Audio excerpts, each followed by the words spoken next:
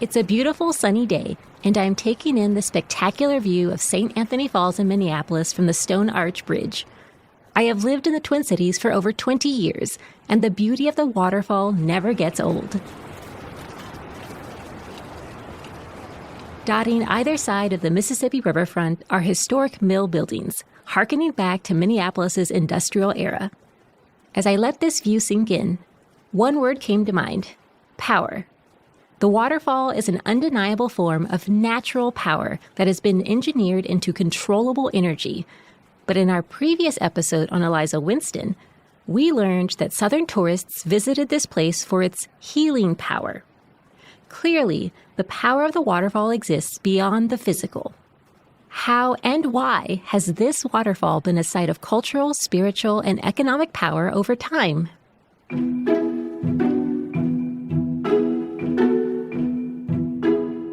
Welcome to Minnesota Unraveled. I'm your host, Dr. Chantel Rodríguez. The waterfall has held many meanings to many people throughout history.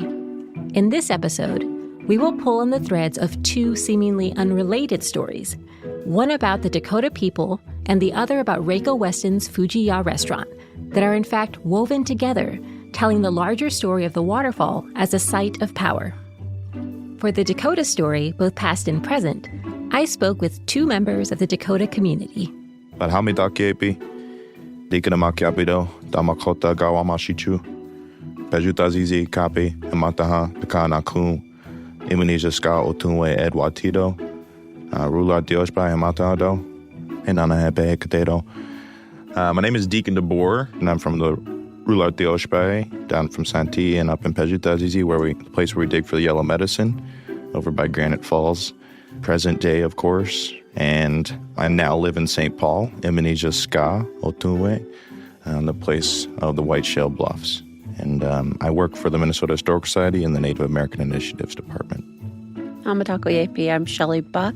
I am currently the president of Owámniyomni Okodayapi. To learn about the Fuji Ya Restaurant, I spoke with someone who literally grew up there. My name is Weston Hanson, and I am the daughter of Reiko Weston, who was the founder of Fuji Ya in 1959. Long before Europeans arrived, Dakota people lived along the waterfall, and Ojibwe, Ho-Chunk, and other indigenous peoples visited and traveled through this place. In the Ojibwe language, the waterfall is called Gakabekang, meaning severed rock or split rock. And in Dakota, it is Owámniyomni, meaning many whirlpools. I asked Deacon to share what this site means to Dakota people. It's a sacred area, a landscape that had been used for gathering and trading and visiting for ceremonial peace offerings, and also birthing at Witawanagi, which is another site down below. Owámniyomni stands for many whirlpools in translation, and Witawanagi is Spirit Island, and that island, also being a birthing island for Dakota women, was also a prayer site. Owámniyomni is just one of the countless sites that are part of the Dakota homeland. Dakota people with Minnesota Makoche, that is our homeland, where the waters reflect the skies of the heavens. And you see that reflected in our state language, our state place names, of course, within the state name itself, Minnesota, but also Minnesota River. And when you think about Minnesota Makoche, you have to think about that outside of state boundaries that we have today. So North Dakota, South Dakota, parts of Nebraska, Iowa, Manitoba, Saskatchewan, and then Minnesota, and even parts of Wisconsin. That was migrational Oceti-Sakowin territory. So perhaps for some people listening to this, Dakota history is something that's very new to them. And they might be wondering, well, who are the Dakota people, right? Who are they and what's their connection to the land? And so would you mind talking a little bit about who are Dakota people and their connection to this land that we now call Minnesota? Mm-hmm. Yeah. Thanks for that question, because it's important to relay this context to understand that we are a sovereign nation, and we've always been sovereign in diplomating ourselves through this Oceti-Sakowin. which is the Seven Council Fires. And I'm sure some people have heard of Dakota, Lakota, and Nakota. Those are 3 dialects of the Siouan language. Dakota specifically has 4 bands or 4 fires of part of those 7 council fires. That is Wapekute, Wakbetuan, Badewakantuan, and Sisituan. For more than 10,000 years, Dakota people witnessed the waterfall travel 15 miles upstream to its location today. It was originally part of the River Warren Falls, a massive waterfall on the glacial River Warren during the last ice age. It is estimated to have been similar in size to Niagara Falls at around 175 feet. The power of the falls eroded the sandstone layer at the bottom, causing the overlying limestone to collapse. This forced the waterfall to move upstream at a rate of 6.8 feet per year. Owámniyomni actually started in downtown St. Paul area, over by what used to be a village called Kapoja. And then there was also another village, Shunka Sha Otunwe, which was Black Dog's village, and Makayute Shni, which was a place where they didn't eat geese. And those were all down by, Fort Snelling area, present day. And going forward, you can imagine when it hit Bedote, Minnesota. And I say Bedote, Minnesota because there are multiple Bedotes. And Bedote is where 2 rivers meet. So if you go there, you will understand where part of the waterfall actually went up the Minnesota River and eroded away. And we're not seeing it today because of it's gone. We eroded into rapids. And the other part of the waterfall kept on going up into downtown Minneapolis that we see today, formed that Mississippi Gorge that is one of the deepest parts in the Mississippi River there in this area. The waterfall that continued upstream on the Mississippi River is what we know today as St. Anthony Falls. It was given this name in 1680 by Father Louis Hennepin, a Catholic missionary who is credited with the first European descriptions of both the St. Anthony and Niagara Falls. He essentially lays out a vision of it being this most beautiful place of many different falls. It wasn't just one waterfall cascading, it was multiple waterfalls that were cascading over. And he notes Dakota people in the region using it as a gathering space. Going forward, he also is marking the movement of the waterfalls, its erosion upstream. What Hennepin did not document was Dakota people's physical and spiritual connection to both Owámniyomni and the stars, which was something we learned about in our Star Knowledge episode. It's related to our cosmological relationship with the land.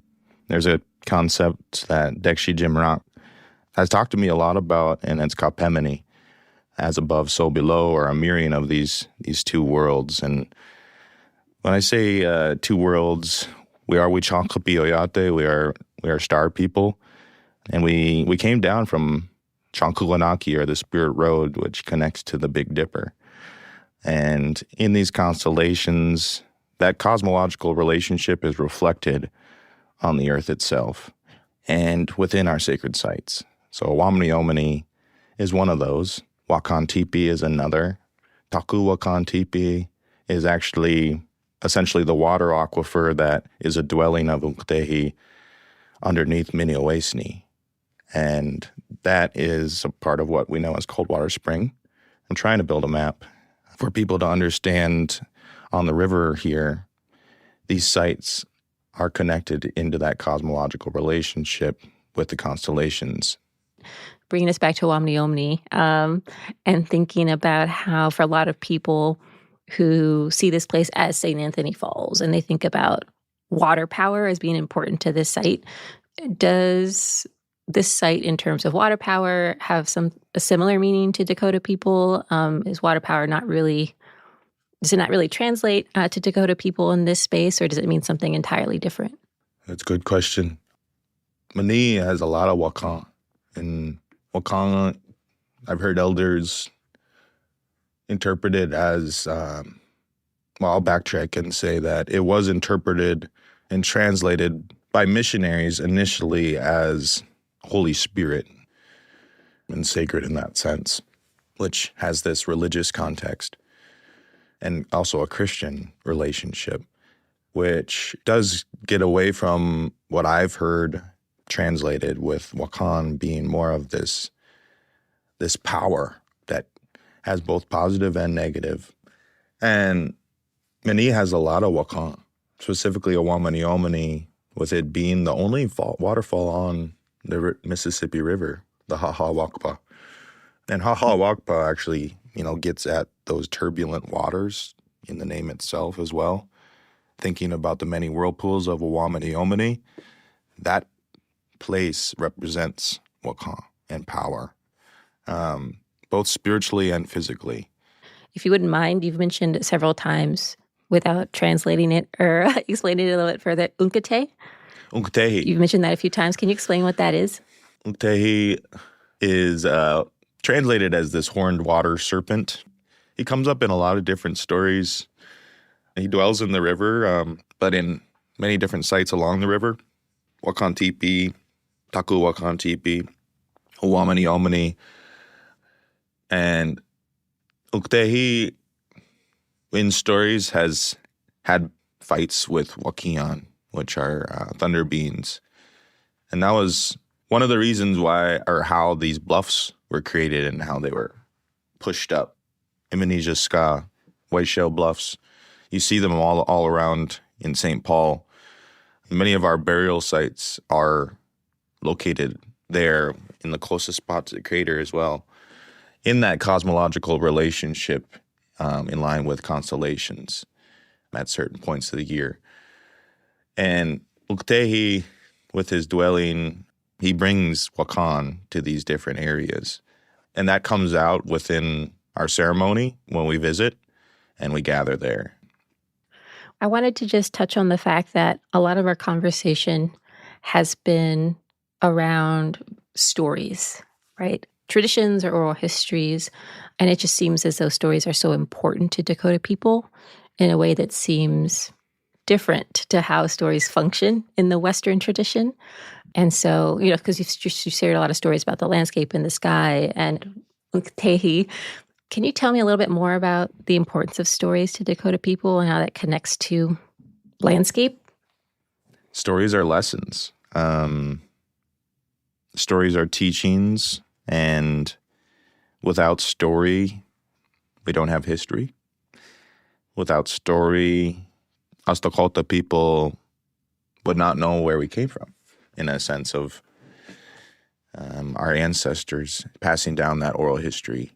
And that is a big difference between Western culture being primarily a written history and ours being oral.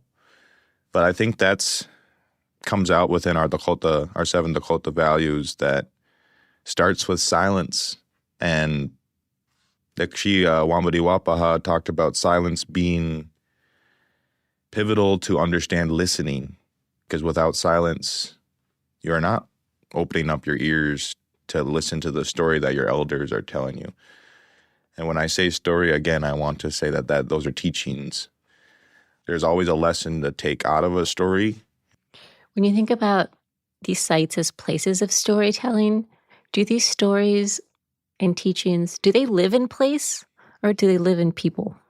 The way I heard you talking about it makes it seem like even though stories can be transmitted by elders and amongst people, there's something about place there that makes it seem like perhaps those stories can be held there too. That's really important to think about. The energy comes from the land, and the land tells the story. And that story will never leave. But this is the more important part about oral history, is continuing that conversation with our relatives to pass down the value system with the story and the lesson to steward the land in a reciprocal relationship. And, capitalism has really got us in a tough place in terms of extractive land practices. In the 1830s, capitalism in the upper Midwest was evolving from the fur trade to logging and milling.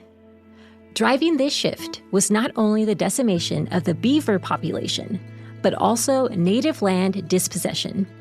Capitalism is an economic system that requires businesses and private individuals to own and control the resources used to produce goods and services. Owámniyomni and the surrounding land was the resource needed for profitable lumber and milling industries. They wanted to take advantage of the kinetic energy produced by the fall's 50-foot drop to power the mills. Entrepreneurs worked with the United States government to pressure Native people into selling their land. In 1803, you had an agreement, or rather idea, with William Henry Harrison and Thomas Jefferson to push their fur trading houses in the upper Mississippi River. And I will quote a letter that he sent to William Henry Harrison. He says, "We shall push our fur trading houses and be glad to see the good and influential individuals among them run in debt, because we observe that when these debts become more than they're willing to pay, we'll lop off cessions of land." And 2 years later, Lieutenant Zebulon Pike, when he was sent up here, he signs, this treaty with 2 signing out of 7 Dakota leaders who were not representing the whole of the Oceti-Sakowin, those 7 council fires. And then the fact of the matter is, it wasn't paid to its amount that was listed and stipulated in his journal, Lieutenant Pike's, but it was also not ratified formally by the government. The 1805 Pike Treaty gave the United States the right to construct a military post anywhere between the falls and the confluence of the Mississippi and Minnesota rivers. Hoping to secure a foothold in the fur trade and the region, the United States began building a military site at the confluence in 1820 and named it Fort St. Anthony after the Waterfall. Upon its completion in 1825, it was renamed Fort Snelling in honor of Colonel Josiah Snelling. The 1805 treaty continues to impact Dakota people today. When you're thinking about land back initiatives, this is a prime example of a treaty that was never formally ratified, and land that, if it was formally ratified, the usufructuary rights should be intact today. Under the third provision of the 1805 treaty, Dakota people retained usufructuary rights, or the right to maintain hunting access and land use. For Deacon, these rights are not only about use, but about their relationship with the land and being part of land stewardship or management decisions. Are Dakota people able to go to St. Anthony Falls, Owámniyomni, and fish in the river without a license? No. Are we able to go hunt? No. Are we able to harvest and forage as we please without a permit? No. And that's a part of that reciprocal relationship, a way of life that, was really stripped from us, as well as the land itself. After the 1837 land cession treaties opened the land to settlement, the first person to stake an unofficial claim on the east bank of the falls was Fort Snelling civilian shopkeeper and postmaster Franklin Steele in the winter of 1838. 10 years later, his claim was approved, and he secured financing to build a dam above the falls and open a lumber mill. The first commercial flour mill opened in 1854, and more soon followed. Logs cascading down the river often clogged and choked the falls. These industries established Minneapolis as a major city, but it came at a cost to Owámniyomni. In September 1868, William Eastman started building a 2,000-foot tunnel underneath the Mississippi River to harness the water power for nearby mills. A few weeks later, on October 5th, the tunnel, still under construction, collapsed. This was not the only tunnel that they were excavating underneath the falls themselves. And this was during a time period of introducing water power, hydroelectric water power, into the falls. And they wanted to essentially serve as a tail race, for new mills and industry upriver. But what happened was that thin limestone layer on the top that we talked about earlier and the sandstone on the bottom, that limestone layer gave away. So when the river broke through, you had a tunnel that went from a tunnel to a whirlpool. And the city just started, residents started throwing whatever they could into it to essentially stop the whirlpool from forming. And of course, that didn't do much. There was serious concern about the waterfall collapsing completely and, going into rapids, which if you go over there today, if that waterfall was to turn into rapids, it would take out multiple bridges. And it would be catastrophic. The U.S. Army Corps of Engineers came in, they built that apron, and they established what we are seeing today. Originally, it was a wooden apron, and then it was developed into a concrete apron. The Eastman Tunnel collapse, alongside ongoing industrialization of the falls, negatively impacted Dakota people and their relationships with Owámniyomni and Wiitawanaagi, or Spirit Island, located just below the falls.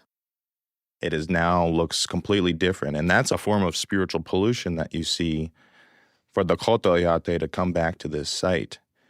And they're not seeing what our ancestors saw. They're seeing what the Army Corps of Engineers has built for industry purposes, capitalist purposes. And that goes against also our reciprocal ways of knowing, or reciprocal relationships that we have with the landscape. And I'll bring this to Wiitawanaagi. Not only the apron being built, but Wiitawanaagi and the logs that were coming over the waterfalls, they destroyed the island's womanhood as a birthing site. And they're desecrating Unchimaka. You're desecrating our mother, our grandmother. And when they were done with the logging, then they quarried the rest of it for limestone extraction. That's the really hard part about approaching sites that don't look anything like they used to. But that's the important part about prayer. And those spirits are still there. Wiitawanaagi's spirit is still there in the water, and we honor that still.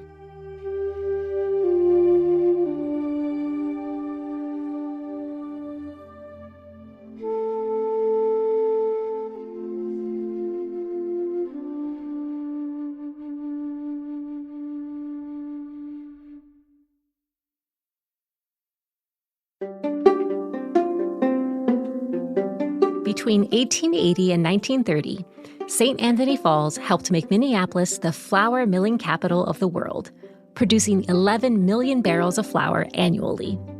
But by 1930, the flour industry was changing. It was more profitable to operate mills near their source of Canadian wheat. From the 1930s to the 1960s, Minneapolis milling companies closed their doors, leaving behind their mills, many of which were torn down. The abandoned West Side Milling District experienced a spark of new life in 1968 when Reiko Weston moved her restaurant Fuji Ya to a site just above the waterfall, near present-day Mill Ruins Park. Reiko passed away in May 1988, but her daughter Carol Hanson carries on her legacy. I spoke with Carol about her mom's life and decision to open Fuji Ya near St. Anthony Falls. My mom always told me that I was her first baby was the restaurant, and I was her first child. So I was basically born and raised in that restaurant. The original restaurant was started on LaSalle Avenue in the basement of a building.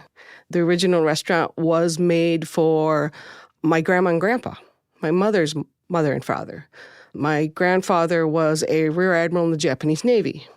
And right after World War II, they were starving. Because at that time, when the war was finished, the military couldn't work. So here's my mom. My mom grew up having chauffeurs and tutors and maids. And by the end of the war, she had nothing. She was starving. So when my dad asked for my mom's hand in marriage in Japan, he didn't know that my grandfather was a rear admiral. And he asked for her hand in marriage. And my grandfather, who spoke very good English, British English, because that's where he learned, said, yes, take her away. There's nothing left for her here. And that was in 1954. 1954 in Japan. In Japan, and that's when she moved here in 1954. And then in 1959, they started the restaurant, and they brought my grandma and grandpa over, and that restaurant was really started for them, for something for them to do. And so a lot of people would come to me and say, yes, I remember your grandfather. He would only seat us. He was very humble. Why did your mom and her new husband at the time come specifically to Minnesota? My dad was born and raised in Mountain Lake, Minnesota. Okay. So my dad's parents are in Mountain Lake. Most of his siblings were in Madelia and Mankato. At what point did it end up moving to this new site, sort of overlooking what we now know as St. Anthony Falls? Well, my dad was kind of not a go-getter, but he was very, very curious. And he had heard about this building from a guy named Art Johnson. And Art Johnson was a historian. I don't remember what he did exactly, but he had told my dad about this building. And so they went to go explore. Actually, I think they broke into the building, to tell you the truth, and went to go explore the building. But my dad was really intrigued by the building because it was on the river. It had everything that my mom was looking for, which was the good luck signs. We had running water. We had a waterfall. We had a bridge. Those are some things that are very symbols of good luck in Japan. So she really liked that idea. Reiko had a specific vision in mind. She wanted the restaurant to be in the style of a traditional Japanese home, while also honoring the milling history of the site. So she contacted her brother in Japan, which got him involved with an architect that was going to grad school here at the University of Minnesota. So my mom commissioned him to go and put a Japanese restaurant here in that building. And because she knew it was a historic site, she said, we have to incorporate the walls. We have to incorporate whatever we can from the original building into it.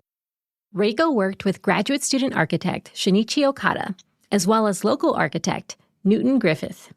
The trio designed a 3,000-square-foot version of a Japanese home. The building was in the shape of a square box that sat on top of and incorporated a portion of the original mill ruins. The wall facing the river was floor-to-ceiling glass to give diners a view of the waterfall. It was really beautiful because you looked out the windows and you saw this roaring waterfall and all of that. It was just a beautiful, serene, very contemplative place to sit and just enjoy the river, because there wasn't anything really going on at that time. There was nothing even on the West Bank either, and the East Bank, because River Place wasn't there yet. St. Anthony, Maine wasn't there yet. There was barely anything anywhere there. It was very desolate. We purposely made the front door squeak really loud because we could hear people come in.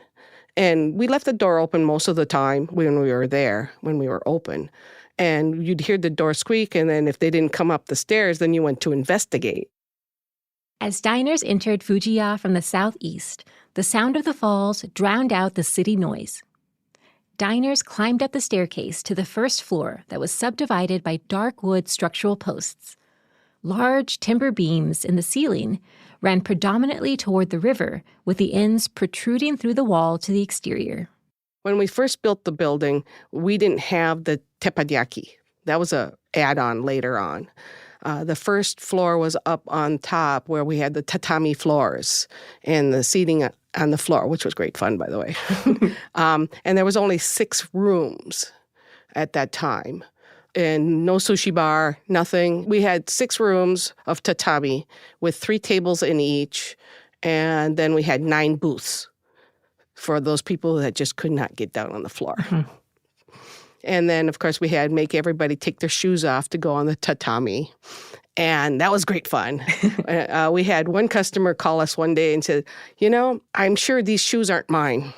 And I go, okay, well, what did they look like? And he goes, they're red loafers, the exact same ones that I had, but these are better.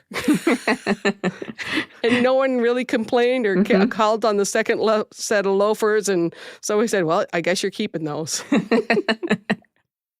Tatami are 3 by 6 foot straw mats covered with woven rush grass on which people traditionally sat or slept.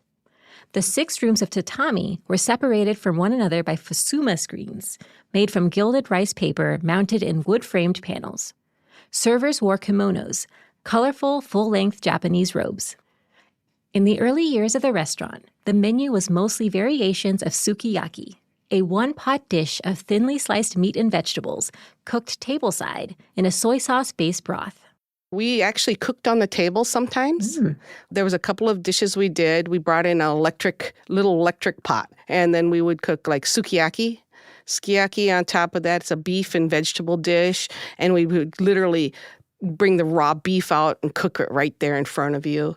Or we did something called okonomiyaki, which are our savory pancakes. And we'd bring out a big electric lefse pan, and then we would cook it right there on that too. And we did a couple other dishes like that too. So, you could have your food right there. It's nice and hot, and just sip a nice cup of green tea. It was just wonderful just to sit there. Another one we did was shabu shabu, which means literally swish, swish. And so we bring a big hot pot out. So we had hot pots. And then we bring this beautiful plate of very thinly sliced beef. And then you would actually go and take your chopsticks and swish it in there until you get to the, medium rare or whatever you want. And then you would dip it in a sauce and then eat it over your rice. And then you put your vegetables in and cook them, just like what we do with hot pot nowadays. And then after there is you take the broth out, and then you put it in the leftover sauce, and then you would sip that at the very end of the meal. One of our luncheon specials was something called the Reiko Special. Ooh, tell me about that one. Reiko Special was invented because of my brother and I.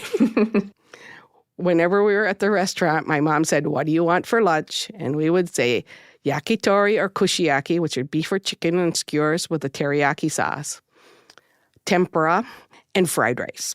And that was the Reiko Special. She said, if my American kids would eat this, I know the American public will. And it was a big seller. In 1973, Reiko expanded the restaurant, adding a teppanyaki dining area on the floor beneath the tatami rooms. Teppanyaki is a post-World War II Japanese style of cuisine cooked on an iron griddle. Diners at Fuji Ya sat at a table around a large rectangular hot plate while a chef cooked their food. In 1981, Reiko added a sushi bar, the first ever in Minnesota, on the same level as a teppanyaki dining.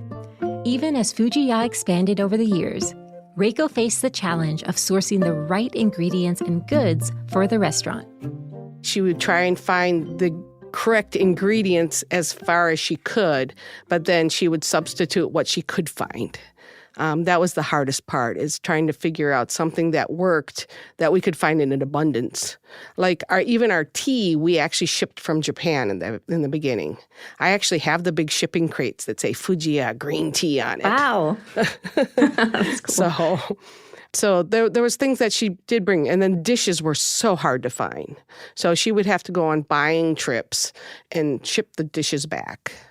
Because, in Japan, they do small little dishes like a tapas, or where there's, just a little bit here, a little bit there, and then they would bring that. And we call those bentos, so the box lunches, and then we'd put a little bit of everything in there.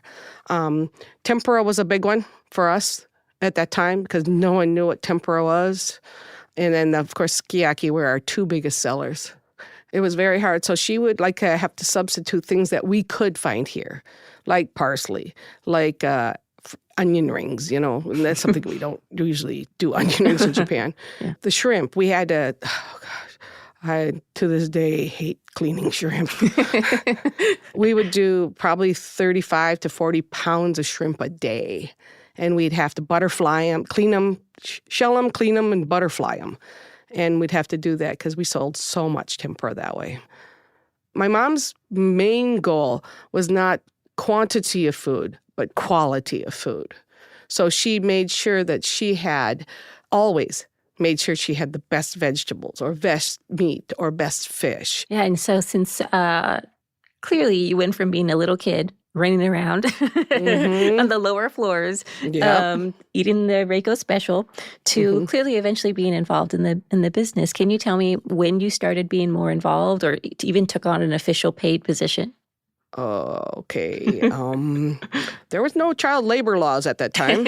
It's a family business, you know. I was 8 years old. I was 8 years old when I first started doing dishes and all of that, and being at the restaurant constantly, because there were times when it was just easier for my mom to pick us up from school and take us to the restaurant so she could work. And of course, then that's when my brother and I played around a lot, but we also did work, you know. And then I started busboy, dishwasher, and moved myself up to a prep cook, worked as a bartender, and I did cooking.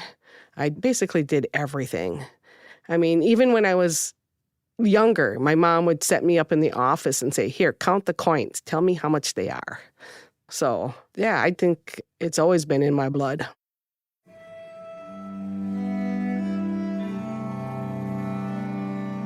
When Reiko suffered a stroke in 1978, Carol set aside her studies at the University of Minnesota to take on more responsibility in the business. She leaned on the main lesson her mom taught her: work hard. She worked so hard, and she had a vision, and to work toward that vision. I still try to do that.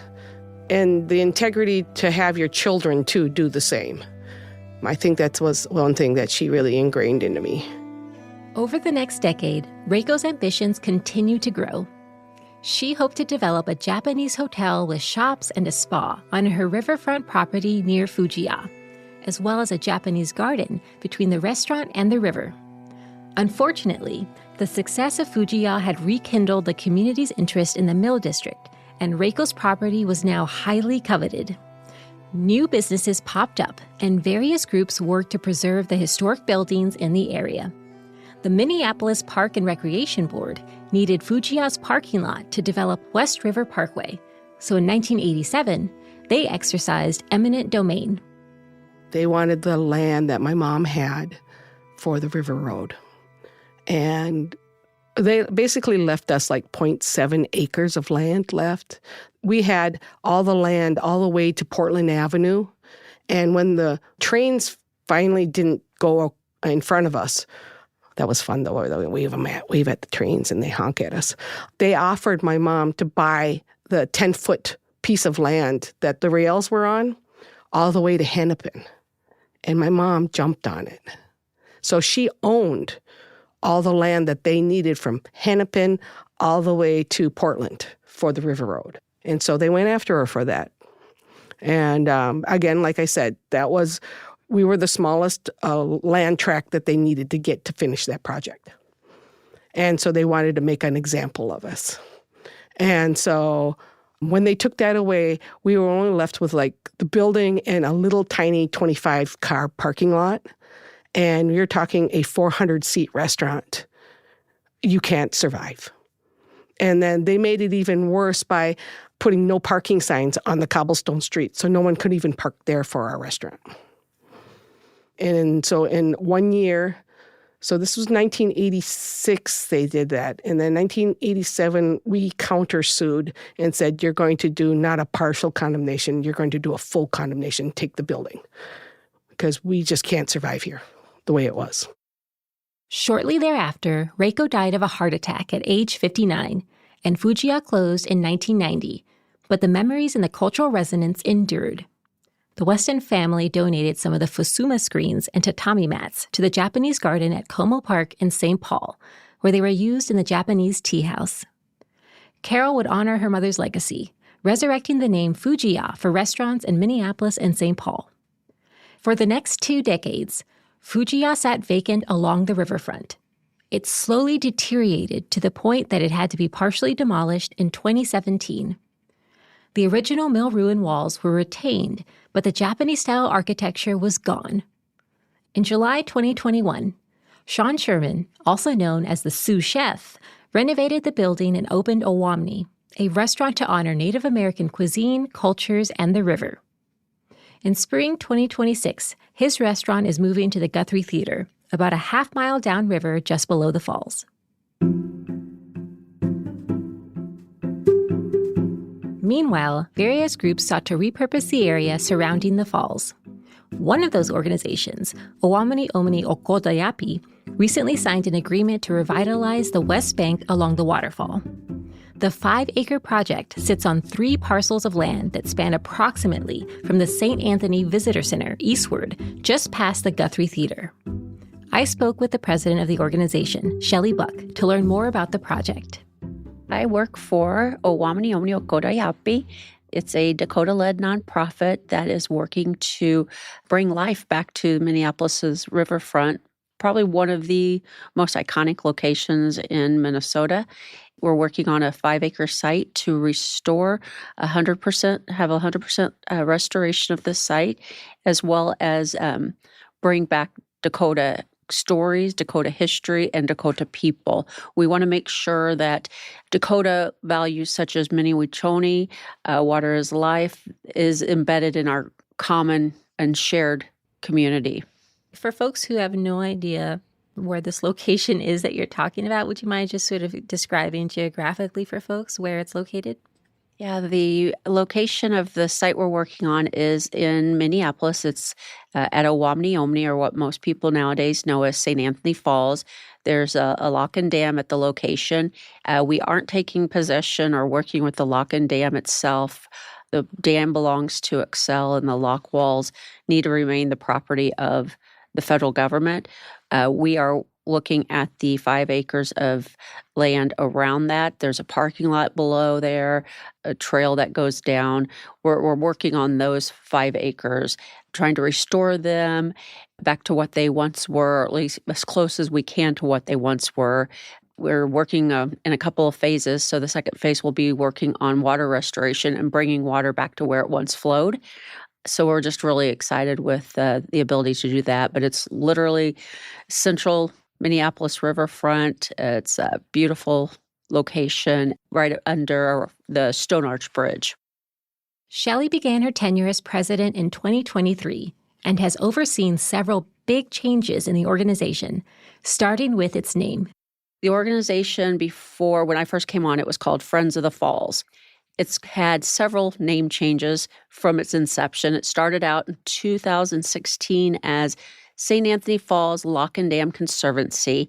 It was created to stop further industrialization at the site when the site was decommissioned to commercial navigation. And then it was changed to Friends of the Lock and Dam.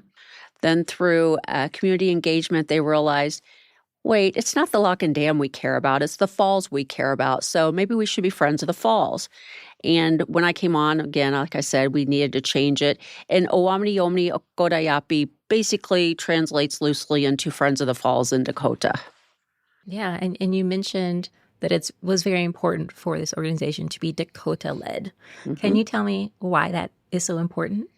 This organization had to be Dakota-led because the site we're working on is a sacred Dakota site. The entire state of Minnesota is the homelands of the Dakota people. Our creation story has us coming from Minnesota. The water's here in Minnesota, so Minnesota is our birthplace. And so, yeah, it was really important that we had that Dakota focus and that Dakota lead.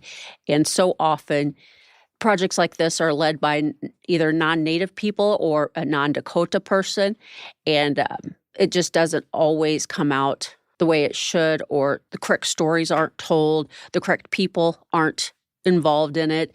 And it's important that this being one of our sacred sites in such a populated area, it had to be Dakota-led. And we have to continue to keep Dakota focus and work off of Dakota values. Owámniyomni Okodayapi has been diligently negotiating the terms of the agreement regarding the 5 acres of land for several years. The process has been complicated by the issue of jurisdiction. In the city of Minneapolis, they have a funny jurisdictional divide. They have the city of Minneapolis, and then they have the Minneapolis Park and Rec Board. And the Park and Rec Board has a lot of authority and a lot of jurisdiction. They're their own elected body, and they own all of the public lands in the city. So technically, this would be land that they would own. But the city and the park board worked with us to allow Owámniyomni Okodayapi to be the owners of the land. Our original goal, and it's still a goal that will continue until the tribes, if and when the tribes decide to, the goal is to have the 4 Dakota tribes in the state take ownership of the land. They didn't want it. I understood, because why should the tribes pay to restore stolen land? It was actually their idea that Owámniyomni Okodayapi take ownership of that land. So we worked with the city and with the park board, and they agreed under certain circumstances or certain terms that we have to meet, that we could take ownership of that land. And that's historic, and that's really something that's very important, to be able to know that that land is going to be in Dakota hands. Maybe not necessarily Dakota tribal hands, but it will be in Dakota hands, and we have been working side by side with the 4 Dakota tribes on what happens with the land. And we will continue to work with them and other Dakota from the diaspora on programming and other things that happen on the site. While Shelley hopes the land title will be finalized at the end of 2026, the concept of ownership has been an important part of the conversation for the Dakota community. While ownership is a foreign concept to our people, we know we live in the Western world. We're minority in numbers when it comes to this world, and we know ownership is an important piece in this world. So we know ownership is something that is necessary legally for us to be able to do what we need to do. But for us, it's not. We don't like to use the term land back. A lot of times when you use the term land back, there might be some negative condemnation from other people. And honestly, to me, when I think of land back, I think of the land going back to the original inhabitants. That would be the Dakota people. So in this case, yeah, it would be technically land back. But land back also a lot of times refers to ownership. And for us, while we are working to get ownership, the important piece of that is to be able to take care of the land and practice our culture on the land in the way that our ancestors did. That's the important piece. Having that relationship with the land is what we need. And we need to be able to do it without being harassed or ticketed or whatever it may be. So for us, it's more of a land restoration or land rematriation. It's about reconnecting our people to that land. And the ownership piece just happens to be an unfortunate piece that we have to deal with. A main goal of the project is to restore Dakota culture and environment to the area. Every aspect of the design is grounded in the indigenous value of mitakuye oyasin, meaning we are all relatives. This value informs their cultural sovereignty, or their inherent right to protect sacred sites and steward their lands. Sovereignty is important on so many different levels in so many different worlds. Speaking about land or natural relatives, we as not only Dakota but Native people have a worldview where we view the land, the water, the plants, and the animals as our relatives. We feel that when you view them in that way, you tend to treat them better. And so viewing them as a relative, they have a life force, they have a spirit, they have a force about them. And they deserve, just like us two-leggeds, to have sovereignty over themselves. I mean, if you look at different areas, plants can grow anywhere. That's why there are plants that grow in concrete. They're able to find a way to grow through concrete. The same with water. If water wants to get somewhere, water's going to go where it wants to go. That's why right now at the site, there's water that seeps through the concrete above the mill race. So they have their own sovereignty that needs to be recognized. And during this project, in the design and engineering phase, we sat and we listened. We needed to listen to the land and the water to hear and feel what they wanted. And that's what we saw. We saw plants growing. We saw water coming out of the concrete. So they told us what they want. And I think that's important, that they have their own sovereignty. And we're doing what we can to work with them and the two-leggeds here to really make this a project that everybody can be happy with. Yeah, and at the beginning of our conversation, you mentioned the importance of water restoration to this project and just talking about the importance of that relative relationship with nature and that these different elements of nature as relatives have sovereignty. Can you speak more about water restoration and why water itself is so important to Dakota people and Native people generally as coming to this site? Yeah, I think in general, everybody views water as important and for different reasons. As a Bedewakantoa Dakota, it's important to me because it's literally life for us. Our creation story has us coming into human form from the waters here in Minnesota. So without that water, we would not be here as human beings. So literally life for us. I think for other people, obviously, they're in Minneapolis. They use that water as their source of drinking water. So for the city of Minneapolis, they need it for drinking. And then just in general, water is so healing. Like I said, she has a power. She has an energy, and you could feel her. Can you tell me about what the process has been like for what I imagine are a lot of different interest groups, whether it be local government, various folks in the Native community, and others who have a lot of different ideas about what they want to see. What are some of the expectations that you've heard of, and how are you dealing with all these folks with their ideas? I think starting with the residents and the community as a whole, the organization, when it first started, had multiple community engagement sessions. And at the beginning, they had decided they wanted to see a big welcoming center on the site. And they really wanted to make this a prominent location with this big welcome center. But then once they started doing even more community engagement, they realized and were told that this is a sacred Dakota site. You should be talking to Dakota people. And most people, if not all, seem to be really open to that idea. And everybody is loving the change in direction for the project. There will be no buildings constructed on the site. So we're actually taking down some buildings instead of putting a building up. And that's what the tribes wanted. That's what the community wanted. They wanted to see 100% land restoration. So that's what we're going to do. Now, when you're working with governments, regardless of which level of government it is, it can be a struggle, and it has been a struggle from time to time with the Army Corps. We read different regulations differently than they do. But we work together, we have conversations, we have meetings, we talk it through, and we've been able to this date, get to the other side of those. We don't always agree even after it's said and done, but we get through it, and we do what we have to do to make sure this project gets done. Can you share more with me, or maybe describe the sort of general design for that space? Definitely. If you take Portland Avenue down under the Stone Arch Bridge, the road itself is going to go away as a open public drivable road. It will be a multi-use road. So the only cars that will be able to go down there will be maintenance cars. So it's going to be a multi-purpose underneath Portland Avenue.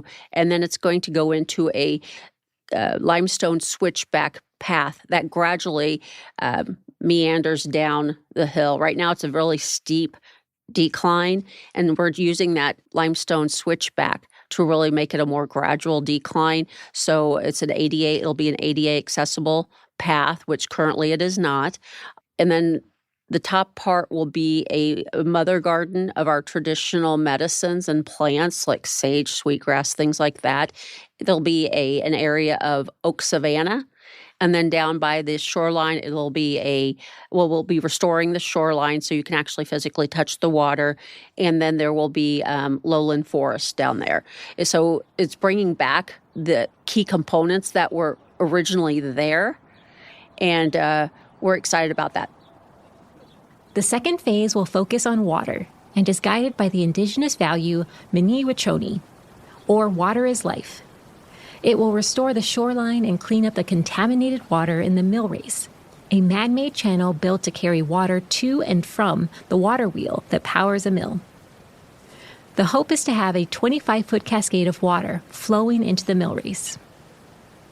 So it's just a perfect location to bring actual flowing water back again at a higher rate.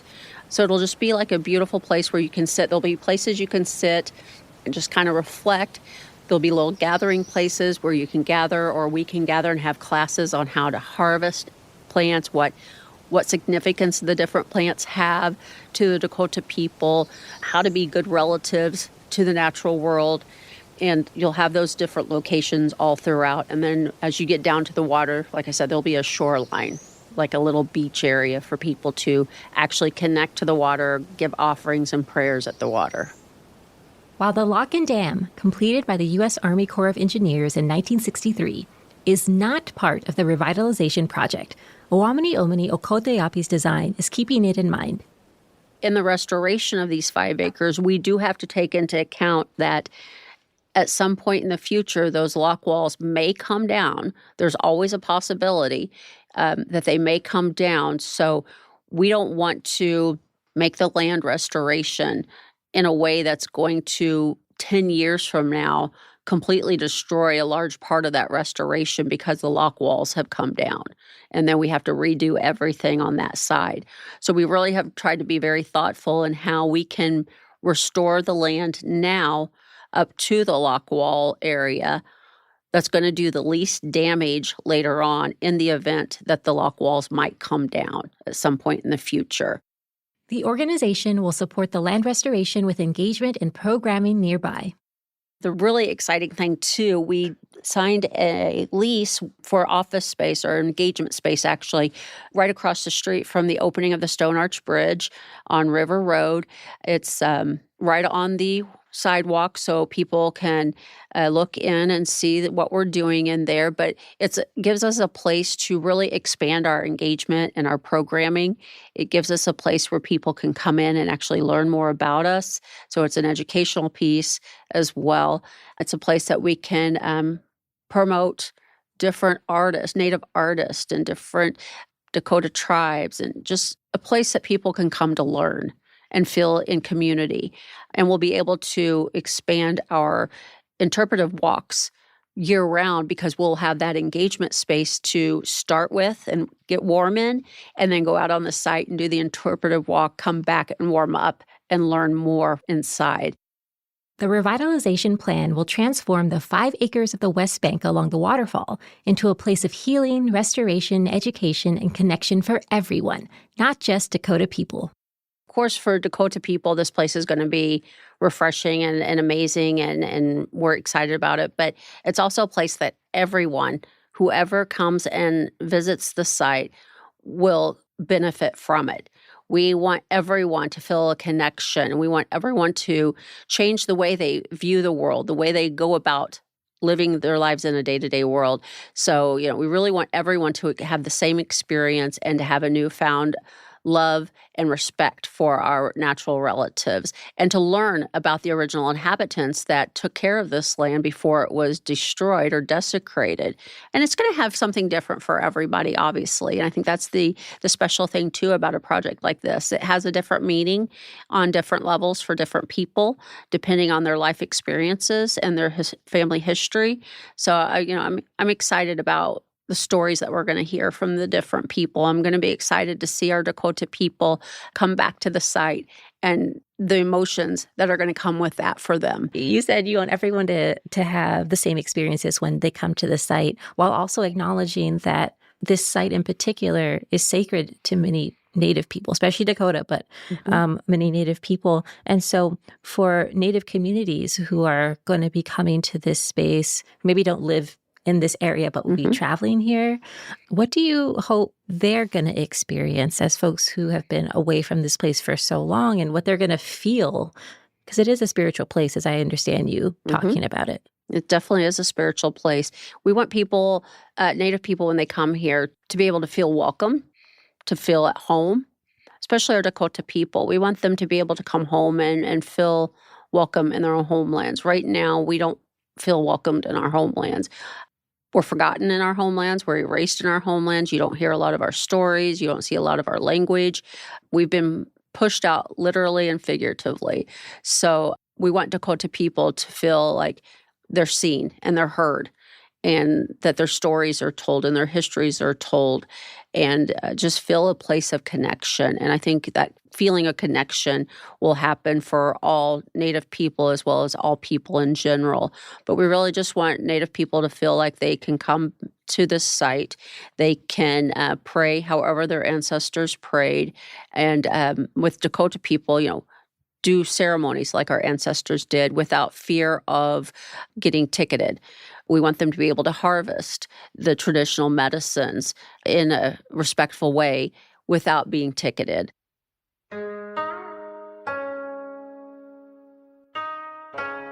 The falls have been a powerful way for each of my guests to connect to their own culture, identity, and community.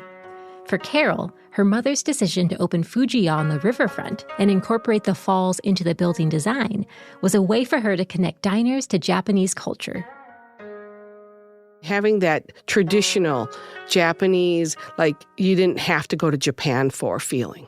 And that was something that my mom really tried to do. She loved to teach Japanese tradition. Wearing a kimono or the food or not so much a dance, but music. We always had koto. My mom played beautiful koto, and which is a 13-string instrument in Japan. And then she loved music like that too. So she would bring koto players into the restaurant to give that feel, the ambiance that she wanted to give as a Japanese restaurant, to say, hey, you're stepping into Japan a little bit. And that was something that she really loved to do. My mom was an amazing person. I really think, I really wish that she would have been able to live a little bit longer. I think she would have done some amazing things. I miss her terribly. And it's been almost 40 years that I haven't seen her. So for me, I wanted to still touch base with my culture because of her. It was the way I felt and still feel to this day. For me, this project means everything. I didn't grow up in my Dakota culture. I grew up with my white mother in a small town in Indiana. Obviously, I knew I was Dakota. I knew where my people were. I did my own research and knew bits and pieces about our history. But I decided that when I had children, I wanted them to grow up in the culture and the language and be able to teach me things. And so when they were, I think the oldest was in 6th grade, we moved up here. And I really delved into the culture and I learned a lot. And my Dekshi Art Owen, my uncle Art Owen, his goal was to bring our people back to our homelands, really assert ourselves in the Twin Cities, which is our homelands, protect our sacred sites, build bridges and connect people and communities together, because that's the only way we're going to survive, is to stand together in these kind of works and really begin that healing process for all of us. And he was taken from us unexpectedly. And so for me to be able to continue even a small part of the kind of work that he did and that he was working towards just makes me happy.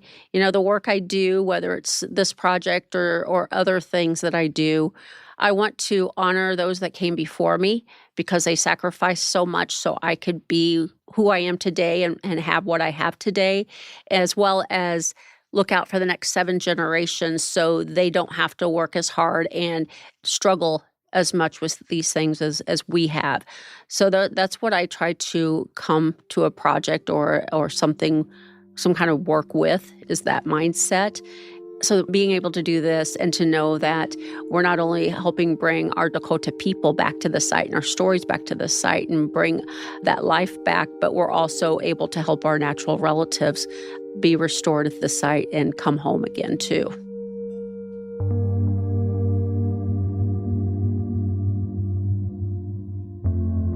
I hope that our relatives see this as a comfortable place to come and do that prayer and give offerings. Minneapolis and St. Paul, Bade Oto Otunwe, we call Minneapolis, and Imanizaska Otunwe. For a lot of our relatives that lives outside of the metro, this place isn't always welcoming. Coming from Granite Falls, Minnesota, I would really like to see our community feel welcomed at Owámniyomni and comfortable to be able to do that prayer. With all the busyness that surrounds you, that's one of the most important things. So in revitalization work, those plants can do that, bringing back species that maybe haven't been in that river corridor for 50, 60, 70 years, and maybe longer than that. So That's what I'm hopeful for the habitat restoration and revitalization, but also interpretation of the area. And that goes not only for Dakota people, but for non-native communities to understand this place, not as just industry and where sawmill and log mills and flour mills.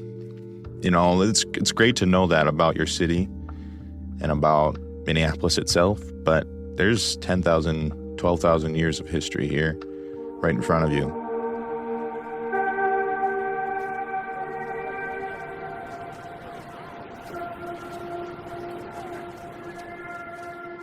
Whether known as Owámniyomni or St. Anthony Falls, the waterfall has been a site of power in many ways. The natural physical power of the falls continues to fuel industries and the Minneapolis economy.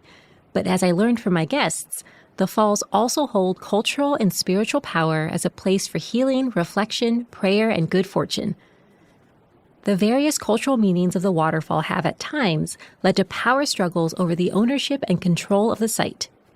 The consequences of those power struggles can be seen in the waterfall itself. Owámniyomni was once 1,250 feet wide. Today, it is approximately a third of the size and is held in place by a concrete apron and dam. Owámniyomni Okodayapi's project is the most recent in a long series of negotiations over the purpose of the site. When the project is completed, it will have restored Dakota culture and environment to Owámniyomni. At first glance, the stories of Dakota people and Reiko Weston's Fuji Ya Restaurant appear to be separate threads of history, but my guests have shown that they are woven together by the power of the waterfall to create a rich tapestry of Owámniyomni's history.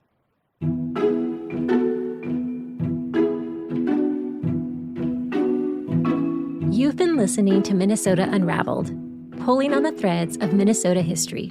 I'm your host, Dr. Chantel Rodríguez. You can find more information on this episode, including transcripts, bibliographic resources, and Minnopedia articles at our website, mnhs.org/unraveled. Minnesota Unraveled is produced by the Minnesota Historical Society in partnership with Rose Productions. Our research team is Ari Fields, Alex Magnolia, Hayden Nelson, and me, Chantel Rodríguez. Our production team is Brett Baldwin, Megan Butner, and Emily Damer, with recording, sound design, and editing by Chris Heagle and Zach Rose. Our theme music is Careless Wandering by Arthur Benson. Funding for Minnesota Unraveled is provided by the state of Minnesota, the Legacy Amendment through the vote of Minnesotans on November 4th, 2008, and our generous donors and members. You can support Minnesota Unraveled at mnhs.org/support. Thank you for listening. Until next time, stay curious, and remember, the tapestries of history are all around you, just waiting to be unraveled.